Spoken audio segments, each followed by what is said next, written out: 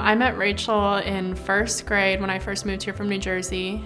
She lived right behind me, and so basically like a week after moving in, we kind of just became best friends and spent every day together. Rachel and I grew up playing soccer together, and we played together for a lot of years. She was amazing. She just kind of brightened your day, and if you ever needed a smile, she was there for you. She was always in such a good mood and could make you laugh about literally anything. And she was also probably my biggest supporter. She was the most fun person to be around. You always were laughing when she was around. Even just her laugh would make you laugh. And that's one of the things I loved the most about her was it just always seemed like she was happy, and so it put you in a happy mood. I learned a lot from her to be so carefree and to not sweat the small things. She definitely lived by that and cared a lot about other people. It was my first biology lecture, and actually a girl from Zionsville ended up sitting next to me, and she said, "Did you hear Rachael Fiege is in the hospital?" It hit me like a train. It came out of nowhere, and it just took the floor out from underneath me. She basically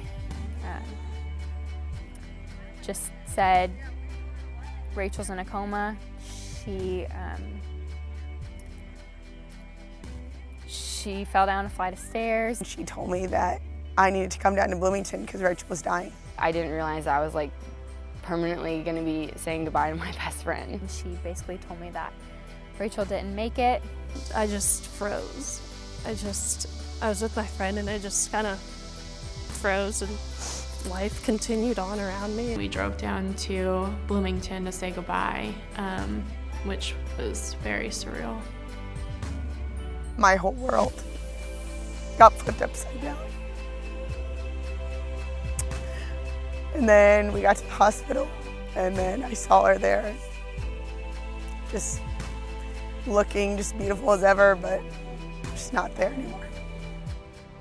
Just coming in and thinking I was going to spend this next 4 years of my life with her and grow with her, and to have her leave me so suddenly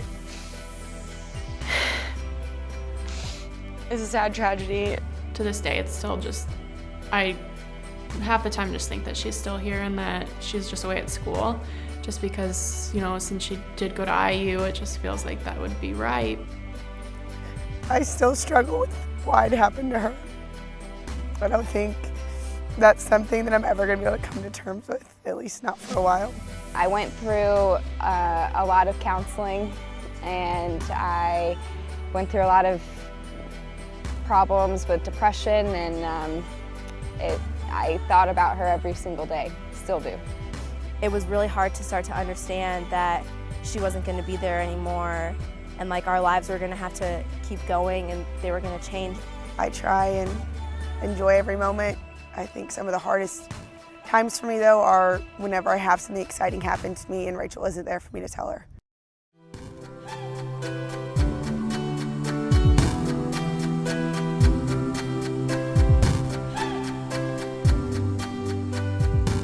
I try to live my life for Rachel now. I live every day with more of an appreciation, which I do thank her for.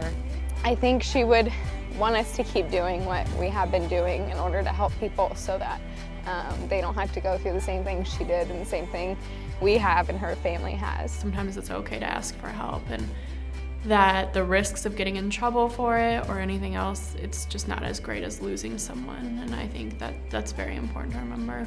Tragedies do happen a lot more often than we like to think that they do. It's one of the worst things to have to go through, to lose someone that's so close to you and to have to go through all that pain, so I wouldn't want anyone to ever have to feel what we have gone through. I think freshmen really need to know about the Lifeline law, just because if you're at risk for getting a drinking ticket versus losing someone, there's not even any words to express what you should do. You need to do the right thing.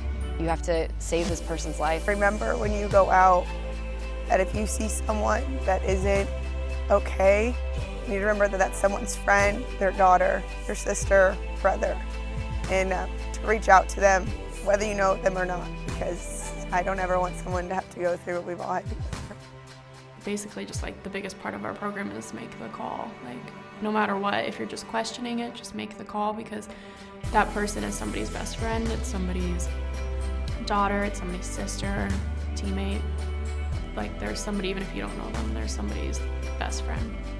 I think the best thing you can do with a situation as horrible as this is to learn from it and to then go on and help other people so the same thing doesn't happen and you spare them of that heartbreak. She just needs help getting home, or he needs help getting home. Just, it's easy. Just call up a friend, have them take him home. It's 5 minutes of your time.